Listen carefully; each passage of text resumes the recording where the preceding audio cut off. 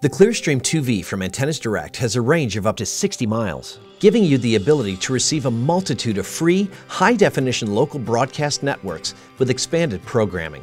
The ClearStream 2V can be installed indoors, in your attic, or outdoors, and comes with everything you see here. Today, we will focus on exterior installation.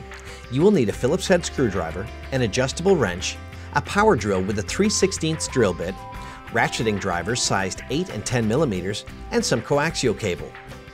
First, attach the antenna base to the center of the reflector and click securely in place. Next, place the U-bolt behind the back plate of the mast clamp and attach using the 3.5-inch bolt into the base. Thread the loop element on by turning clockwise.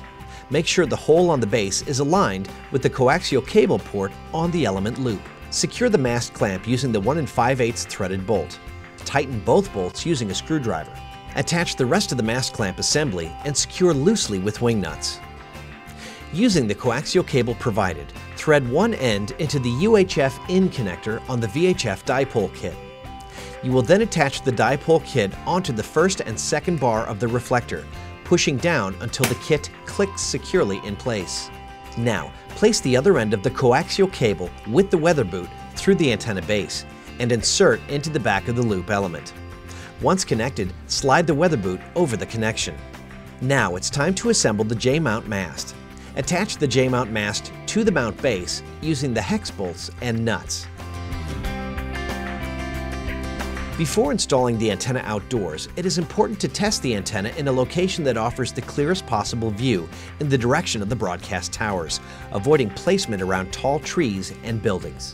Connect one end of your own coaxial cable into the UHF VHF out connector on the dipole kit, and the other end into your television.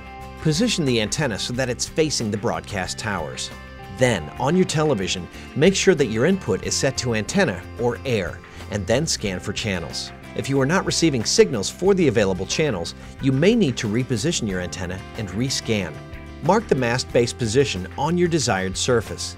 Then, drill a 1.5-inch deep hole with a 3/16 drill bit for each mounting bolt. Next, place ceiling pads over each drill hole. Push an indentation into each of the ceiling pads so that you can see where you drilled the holes. Then, place the base on top of the ceiling pads and use a ratchet or drill to tighten the bolts. Before installing your antenna, make sure the mast is adjusted so that it's vertical. Slide the antenna over the top of the mast and tighten loosely into place. Raise the dipoles and place the mount base end cap onto the J-mount mast. Turn your antenna in the direction which resulted in the most channels during your test scan. It is important to rescan your TV for the available channels once the antenna is installed. And that's it! You are now ready to receive free over-the-air television with unsurpassed quality compared to cable or satellite.